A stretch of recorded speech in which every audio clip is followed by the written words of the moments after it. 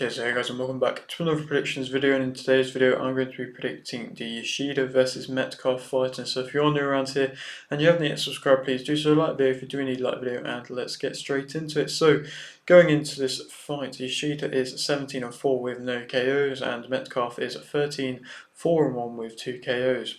This fight is for the IBF World Bantamweight title. Yoshida's last fight was a win via unanimous decision versus Bridges, and Metcalf's last fight was the win via unanimous decision versus Yoshida, the original first fight between the two of them almost a year ago. Yoshida is 36 and Metcalf is 39. Yoshida is 5'3.5" and Metcalf is 5'7.5". This is in Metcalf's home country of America, and to speak a bit more about what I've just been saying, of course, this fight, a rematch, the third rematch in which Yoshida has had in her career. She has been successful in both of her rematches, avenging the losses in which she's had in the past. So now she is here aiming to do that for the third time. So of course the other ones being against Kazeki and Okuda back over in Japan a good few years ago now. But like I say, she's back trying to avenge the defeat in which she had versus Metcalf, and this after a huge fight for herself versus Bridges. And of course she is now had this success with rematches, and I suppose it was surprising to see that there was no rematch for Ebony Bridges. And to be honest, Ebony Bridges has gone a bit quiet since everything that's happened with her. I believe she had an injury with her hand, and perhaps that kept her out a bit, but I think that was also before that last fight. I'm not necessarily too sure, but nonetheless, she's, like I say, been a bit quiet since that defeat, and it's been interesting to see. Obviously, it was a very big surprise, Yoshida coming in on, I think, like a month's notice after the original fights versus Metcalf, and then being able to kind of cause the upset after, of course, losing versus Metcalf in the first place. So, it was very surprising, and it kind of stirred things on, and now we have this rematch, which, to be honest, possibly, I think it's a good fight. I don't think it's a bad fight at all. And obviously, it's with DeBella Entertainment Promotions. They are trying to put on a women's boxing tournament of some kind. So, this seems to be one of the first fights of it. And I don't necessarily know if this is, classed as a tournament or not, but there was talks of that. And they want to put on the Hughes versus Johnson rematch, and, some other big fights, including the likes of like Dina Forsund as well, getting involved in it. So, like I say, it seems like perhaps this is the start of them putting on some big events with women as the main events and big women's fights, which is excellent to see. And other than that, there are some big names on the undercard of this fight as well. I mean, Edward Vasquez is on the undercard. Of course, he fought Cordina and only just lost in a fight which possibly could have gone either way. And then Jerry Forrest is on it as well, and he's obviously fought some of the biggest names in the heavyweight division, and so he's still kicking about and is on the undercard of this as well. So in general, it's a good card, and I think it's going to make for a good fight. I mean, Yoshida is the former WBO World Super Flyweight Champion as well as the current IBF World Bantamweight Champion. For Metcalf, though, this is her first world title fight, and obviously perhaps that would come with a bit more pressure and a bit more kind of unsurety about what would happen. But the fact that she is already beaten Yoshida, I think that will probably give her confidence. But I'm sure Yoshida is going to be coming into this one with her own load of confidence because of course, what she achieved in that last fight versus Ebony Bridges, which I'm going to talk about kind of more in just a moment. But it was just, like I say, such a great victory for her. Of course, this is being streamed on ProBox TV, so it's being put on a relatively big platform, and like I say, in general, it's nice to see. And Metcalf, I believe, is kind of gunning to become the first Dallas female world champion. So that would be a big achievement for any fighter, and a big achievement for Metcalf if she is able to do so. Another incentive, I'm sure, for her to do so. And of course, she is 39 now, perhaps on to the latter part of her career. Obviously, she's suffered defeats, so has Yoshida, but they've both been able to get to a point now where perhaps they are warranted this world title fight. I mean, Yoshida, like I say, got it and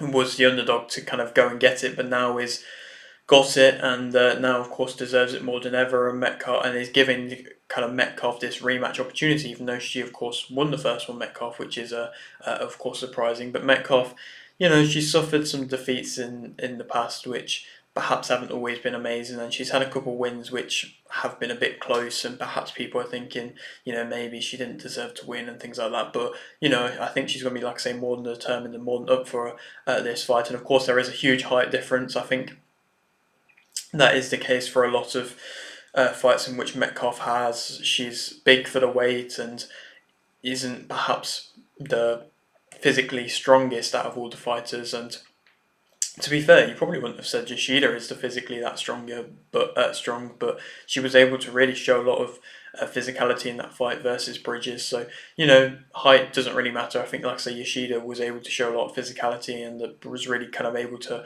push her weight around. And I don't think the height of Metcalf is going to be able to really play too much of a factor, I believe. I mean, possibly, but like I said, we'll talk about that in just a moment.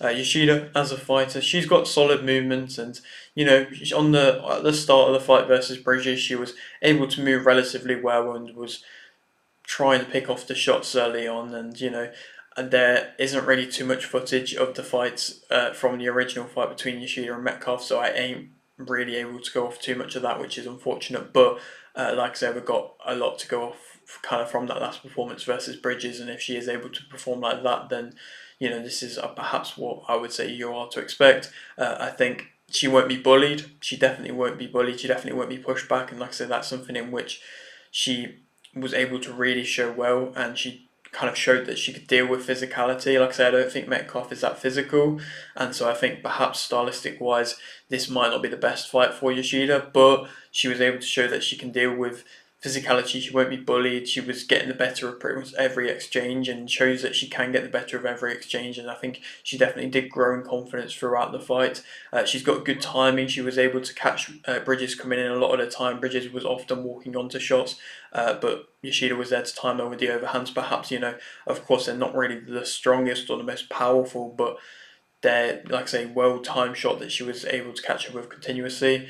She can fight at a mid or an in-close range. She's got typically quite a high guard. It was definitely there for the early parts to the mid-round, and then, did drop where perhaps she was getting a bit tired and it was perhaps going a bit more of a sluggy type fight. But, like I say, the high guard often is there. She digs deep to the body and digs to the body when she's in a clinch, and that was nice to see. She was having a lot of success going to the body in clinches versus Bridges, and was able to kind of create that space where perhaps there isn't always a lot available when like I say, she's in a tight shoulder position being clinched. She was still able to find the space and work the angles well and find the openings, which was an impressive thing to see. She pulls shots back nicely. She fights at mid-range comfortably as well, like I said, and she has them good mid-range combinations. She gets, like I said, the better of a lot of exchanges and messy exchanges in the first place as well. I think she'll tee off if she gets you on the ropes and you are, willing to kind of be on the ropes. She digs deep and she has a high output, which did last pretty much all of the fight versus Bridges.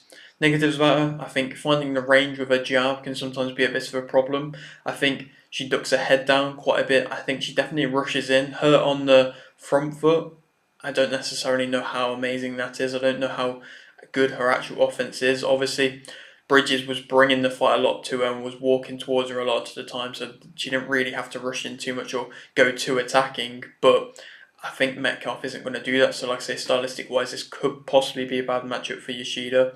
She squares her feet. I think, like I say, on the front foot, she isn't the best in my opinion, even though perhaps she can be an aggressive back foot type fighter. I don't think when she is, like I say, putting on the front foot, it's the cleanest to see. She, like I say, doesn't really have the most speed in her movement when she is coming onto the front foot. She rushes in, but it just, like I say, looks messy and it doesn't seem like it has too much kind of control or speed in it. She has quite a weak jab. She stands and trades, and she definitely does take shots from standing and trading. And I believe she has got a good chin when she was able to take shots versus Bridges, but is probably not what you're wanting to see if she's able to take shots against somebody like a Metcalf, who is going to be continuously moving around. To speak a bit more about Metcalf, she is typically, in my opinion, a bit more of a mid-range type fighter and is able to kind of maintain that range a lot of the time, even when she is under pressure. I think she can deal with pressure well. She lets her hands go at pretty much every opportunity if you are walking onto shots and walking onto shots in which when she is moving around. I think she moves around her punches really well and her jab especially, so she's kind of always moving and never really a stationary position too much. She puts often her all into her shots, in which you can see she's aggressive, she's got solid accuracy a lot of the time, she's can fight on the front foot or the back foot, she's got solid timing, she's got a good pumping right hand, which she does kind of cock back a bit at times and then let it go when she kind of sees the target and, like I say, is accurate when you are coming in. She can fight at a high tempo and, like I say, she's always moving, so I think this could definitely make for a high tempo, high pace fight where into the later rounds it could be going kind of both ways, or it could just be, like I say, an entertaining contest which both sides you don't perhaps necessarily know how it's going to swing, and like I say, Yoshida could have the better of certain exchanges rushing in, but Metcalf could be moving around and having success from there. Negatives about her, I think a lot of her punches can often be arm punches, so I don't necessarily believe they could be, as powerful in which they could be if she maybe turned her punches a little bit more, or, in general, I think she has a limited shot selection, so I don't think she's throwing too many big, powerful punches in the first place. Like I say, that kind of pumping right hand is her best shot, but it's very straight, there's not really many hooks, there's not really too much body work, there's a lot of head hunting, no real uppercuts or anything like that. She does square up quite often at times as well. Her head can be on the line if she does get caught with shots, and she doesn't really duck around shots, she kind of just moves her whole body around shots. She is sometimes standing and trading, like I say, a lot of the time she's moving, but there is occasions where she will stand and trade, and that's where it will probably go into Yoshida's favour, so I don't think that she'll be wanting to do that too much, Metcalf. I don't think, like I say, her physical strength is anything too impressive. I think she has, like I say, that limited shot selection. She doesn't realistically pair up on his shots too much. She kind of will just throw the 1-2 and then move around. She's got quite a low guard, and perhaps she is circling in one direction a little bit at times. I don't think Yoshida is going to be amazing at cutting off the ring, so I don't necessarily know if she's going to be able to deal with that. But I think she does circle in one direction quite a lot of the time, Metcalf.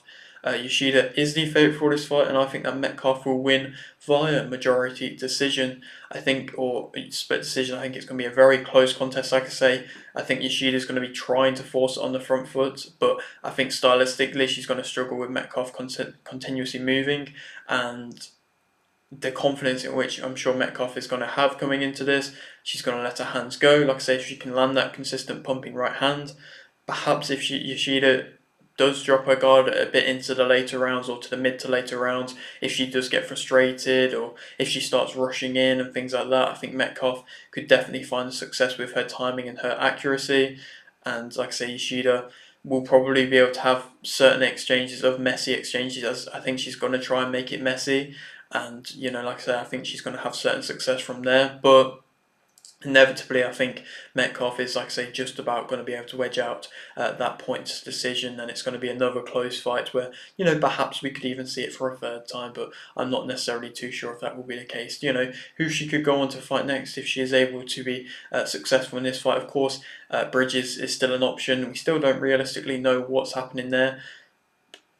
Like I say, she's still a big name. I'm sure she's still signed with Matchroom, and I think they would love to still, see her as a world title holder, and want to get her back to that point again. And I'm sure she's probably learned a lot from the defeat. But like I say, nobody really knows too much at the moment what's going on with her. So possibly that could be a fight. If not, Par could be another option. She's been really pushed by Australian kind of No Limits boxing, so she could be a big name to be working with DeBella promotions. And if they really want to go for a big women's push, they could be wanting to invite kind of these new upcoming names into the mix. And I believe she's like 6 or 7-0, so currently that could be an option. Rios is kind of the only American other fighter that's around in the women's divisions. I believe she's like 7 or 8-0, and she's built herself up relatively well, but hasn't really been tested too much yet. So this could be a real jump up, but you never know. or Parker again. Parker was in a very close fight versus Metcalf, in which Metcalf managed to win, but a lot of people were kind of unsure as if she deserved the win. Parker, since that defeat versus Metcalf, perhaps hasn't really realistically been on the best of runs. She's lost 2 fights since then, so she's been on a 3-fight losing streak, and I mean, one of them was against Erica Cruz, so you can't really say, like, kind of argue that that's bad too much, but still, like I say, that could possibly still be a fight to be made if they want to do another rematch. But yeah, that is it for today's video. Hope you did enjoy. Like the video if you did, and you like the video, subscribe if you're new, and thanks for watching.